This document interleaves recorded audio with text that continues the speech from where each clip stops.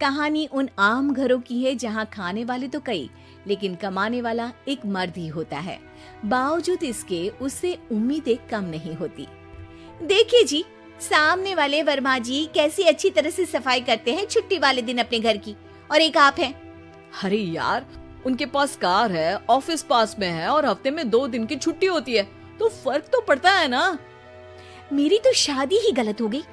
अरे कोई मस्त लड़का मिलता, कमाता भी, घुमाता भी, घर के कामों में भी मदद करता, लेकिन नहीं जी, हमारे वाले को तो कमाने से फुर्सत ही नहीं, और कमाई भी ऐसी कि कोई जरूरत पूरी ही नहीं हो रही है। सुनील बेचारा शीना को देखकर सोचता है कि शीना सही कह रही है। देखने में सुंदर है, घर का सारा काम कर लेती है, उसे तो कोई भी अच्छा लड़का मिल सकता था।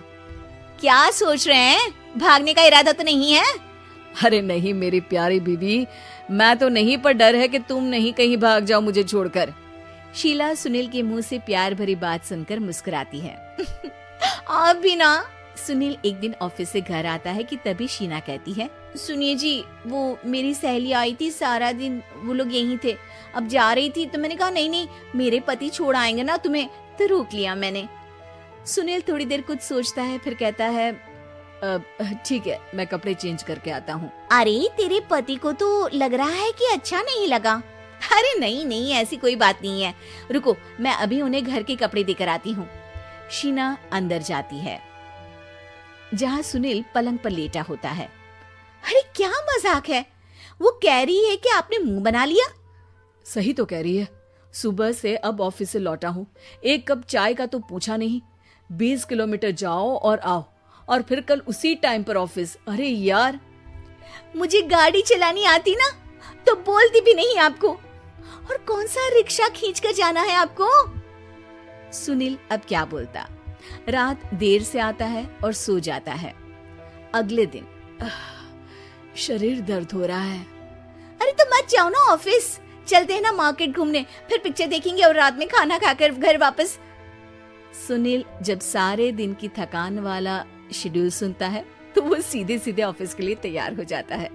अब आए दिन शीना की डिमांड बढ़ती ही चली जाती है और सुनील उसको पूरा भी करता, लेकिन एक दिन, ए जी मेरा भाई आ रहा है, उसे 2 लाख रुपए की जरूरत है। हाँ तो मैं क्या करूँ शीना, मेरे पास इतने रुपए नहीं है। हाँ पता है नहीं है, लेकिन किसी से लेकर तो दे सकते हो ना। अरे मैं किससे मांगू, मेरे तो जानने में भी कोई नहीं है जिसके पास इतनी बड़ी रकम हो। तभी वहाँ शीना का भाई शीनू आ जाता है। जीजा जी कैसे हैं आप?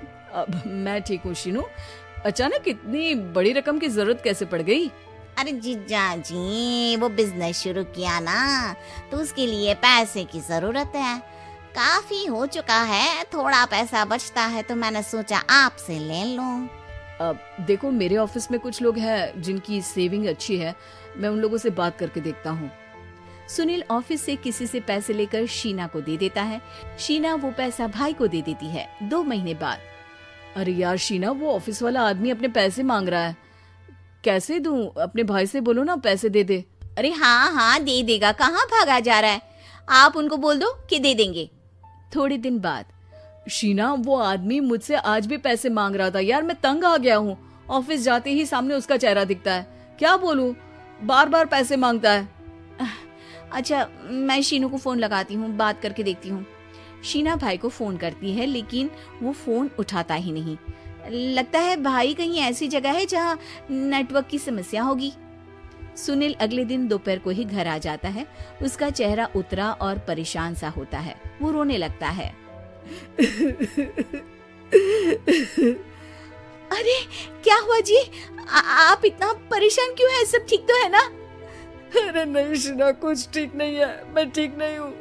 तुम्हारे भाई के लिए मैंने जो पैसे लिए थे, उस आदमी ने आज भरे ऑफिस में सबके सामने मेरी बेइज्जती कर दी। सबके सामने आज मैं कर्जदार बनकर खड़ा था। मैंने हर वो प्रयास किया घर चलाने के लिए जो मैं कर सकता था, लेकिन अब नहीं होगा। वो फिर रोने लगता है। अरे आप तो औरतों की तरह रो रहे हैं, मर्द हैं आप। क्यों, आदमी के सीने में दिल नहीं होता, या फिर वो इंसान नहीं मशीन होता है? अरे मैं थक चुका हूँ शीना, तुम समझती क्यों नहीं? मैं भी शारीरिक और मानसिक रूप से थकता हूँ, मैं भी आराम करना चाहता हूँ, सुकून चाहता हूँ। मैं अब कुछ नहीं कर सकता। कुछ नहीं। वो बैठ जाता है। शीना पति को हैरान परेशान देखकर चुप हो जाती है। अगले दिन, सुनिए, ये लीजिए 2 लाख रुपए, उस आदमी को दे दीजिए और बोल दीजिए कि आज के बाद किसी को पैसे के लिए बेइज्जत ना करे। सुनील पैसे देखकर राहत की सांस लेता है। अरे शीना, तुमने तो मेरा बहुत बड़ा काम कर दिया। अब मैं शान से ऑफिस जा सकता हूँ। लेकिन ये पैसे आए कहाँ से? ये पैसे मैंने अपने गहनों को गिरवी रख कर लिया है। तुम ठीक रहो, निश्चिंत रहो, मैं बस यही चाहती हूँ। मुझे माफ करना, पर अब मैं समझ चुकी हूँ कि मर्द को भी दर्द होता है।